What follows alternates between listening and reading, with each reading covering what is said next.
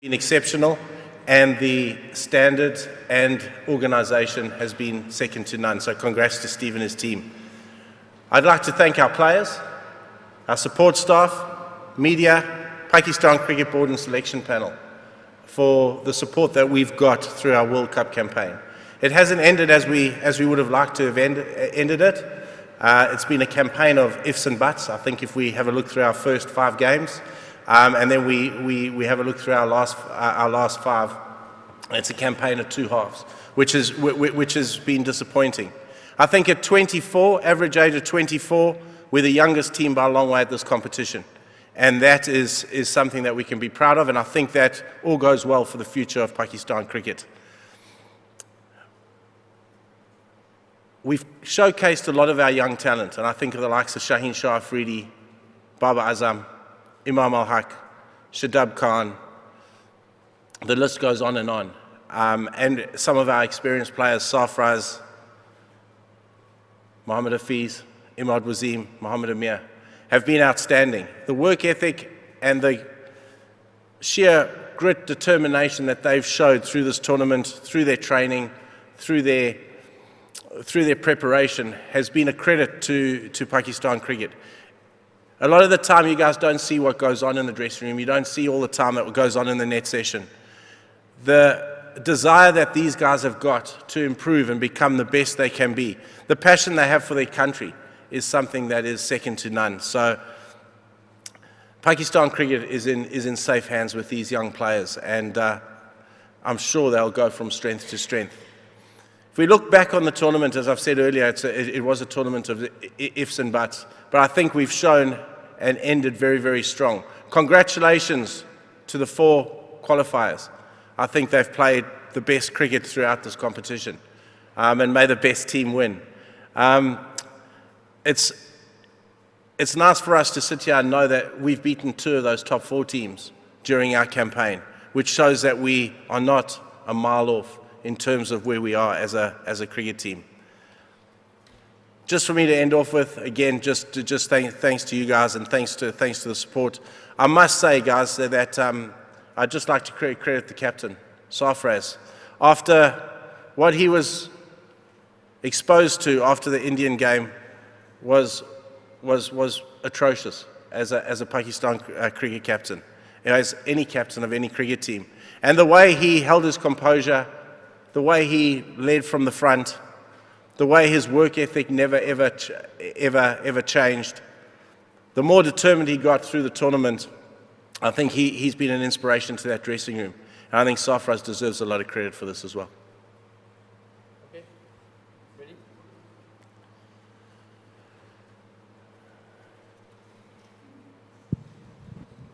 Mickey, here I am.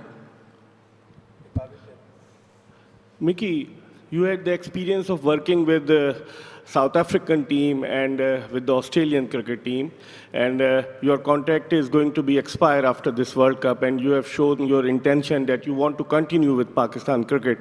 How do you compare coaching these 3 teams? Which was the good one for you? Look, they've all been different in so many ways. I think the South African one was I was a very young coach. And we were a very young cricket team and we grew together. The Australian one was good for certain periods of it. It wasn't that long though. But the Pakistan one has certainly been a very, very fulfilling one for me. I have enjoyed every moment of the last 3 years. To see these guys improve, to see them get better, to see the passion, to see the support that we have around the world has been very, very satisfying, and it has been an unbelievable experience coaching these guys. I'm very passionate about these boys in the dressing room. I'm very passionate about Pakistan cricket, and I'm very passionate about Pakistan. I just want to see Pakistan get to where they need to be. I'd love to see cricket come back to Pakistan, because I think the population, the people need it. The people would love it. The color, the emotion would be second to none. So I love every minute and I have loved every minute of coaching this Pakistan cricket team. Mickey, Pakistan has a mixed start in the opening 4 games. They picked up the momentum of the last 4 games. What do you think the few main causes of Pakistan's not reaching the last four stage, we haven't improved our run rate in the four matches. What do you think? What do you thought? Yeah, I think if we go back, as I said, it's ifs and buts. If we go back, the West Indies game, first game of the tournament, when you lose like we lost, it's almost impossible to get back on net run rate. And I mean, we saw that. So that was disappointing. We then picked up momentum. We beat England. And just as we got some momentum early in the competition, because we had played some good cricket before the start of the World Cup, I think the nerves got to us in the West Indies game. Young team, we froze in that game. We then came back, dusted ourselves off, beat England. And then we got rained out against Sri Lanka. And we didn't play a game for 9 days. We didn't train other than indoors, and we lost momentum again, going into what was two very tough fixtures, Australia and India. Had we gone England, I'm not saying by any means we would have beaten Sri Lanka, but we were ripe there. We were ripe. We were going along really well, and it was almost as if we had to start again. And we hit two of the semi-finalist teams in Australia and India, and then obviously second half of the tournament I think has been superb, and I think we've showcased our talent. I think we've played some very, very good cricket. Mickey, 5 wins of 8 matches that we played, yet we are edged out over NRR. Do you think there is need to be reconsideration over that we should consider head-to-head as well? Yeah, as I sit here, Fazan, exactly right. I would certainly have liked them to consider head-to-head, because then tonight we'd be in the semi-final. I think I do think it needs a look. I certainly do. And I think amount of wins head-to-head, and then if there's 3 teams all together, then I think net run rate can sort it out. Because what it does and what it's done to us is that one very poor game, and you really battle to recover again. Mickey, you must have worked hard on the fielding and fitness of the players, but there's always a question mark. Why? Yeah, there is always a question mark, and it's something that we work incredibly hard at. We really do. We'll just keep knocking the door down in terms of working on that, because we've seen an improvement. Our catching this tournament needs to improve. We know that. You know, I thought our ground fielding and throwing improved through the tournament. I thought some of our ground fielding and the intent that we showed through our ground fielding was very, very good. At this level, you can't drop catches, though. And again, that's something we work on. And I know, as I said, our fielding coach, Grant Bradburn, works day in and day out. He works tirelessly with these guys. And again, it's just a matter of us just keep working. Because when we get working and we condition the guys, when they're nice and fit, our fielding certainly will go to another level. And we've shown that it has stepped up. We need to step it up again. Mickey, what was the plan today? Was in your mind that Pakistan could score 400 plus and then get Bangladesh out? Was that in the minds? I'd be lying if I said it wasn't a discussion. We did discuss it, but I think that was something that we could only assess once we did something right, or we won the toss, which was a good start because that kept us alive. And then the first 10 overs were going to be quite crucial. You know, you can't just walk in there and think we're going to get 400. Getting 400 is a platform. You need to get a good base, and then you need to move. The message we got from Faka when he came back into the change room was that it was slow. The balls going into the wicket were quite tough.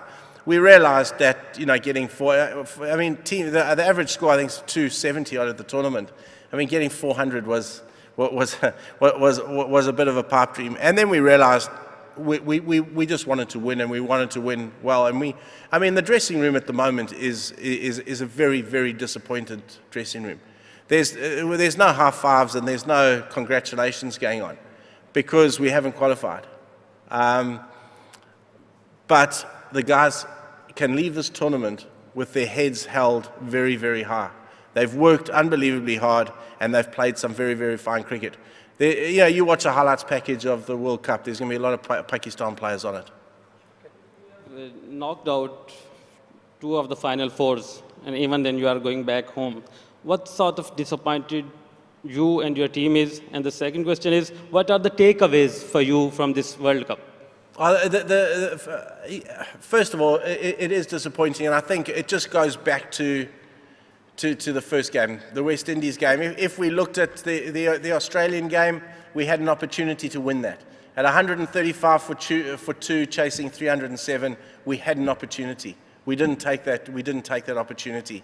Those are the two games that when I go to bed tonight and lie back and think on the campaign, those are the two nightmares I'm going to have.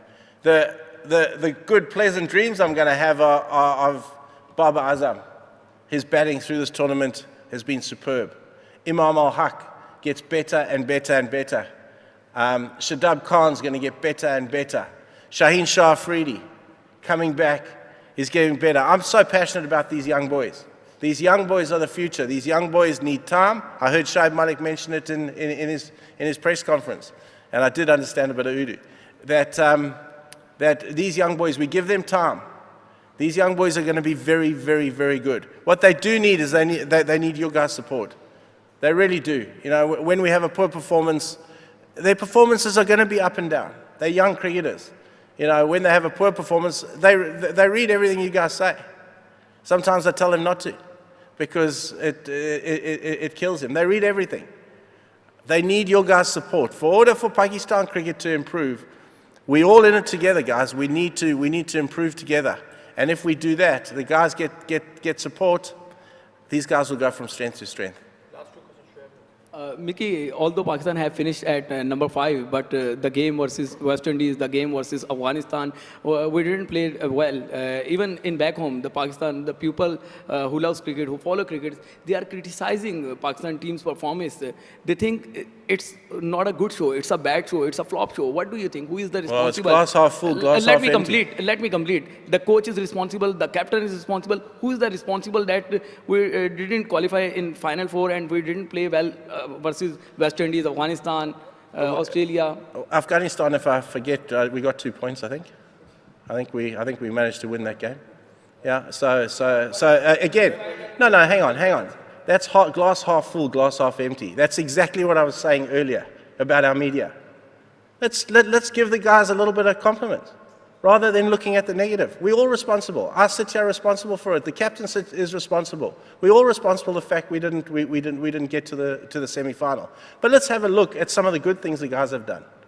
Let's try and stay positive on this. It's always negative.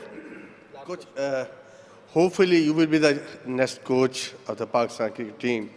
If it's not happened, what will be the message to you, to the Pakistan cricket team, the management, and of course to the nation? Yeah, look, well, there's going to be a review now, and we'll see how that goes.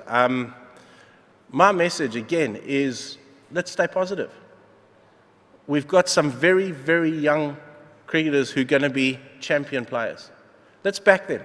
Let's support them, because they're going to be very, very good. Again, take-home message to the supporters. The supporters in England have been amazing. The support we've got here is unbelievable.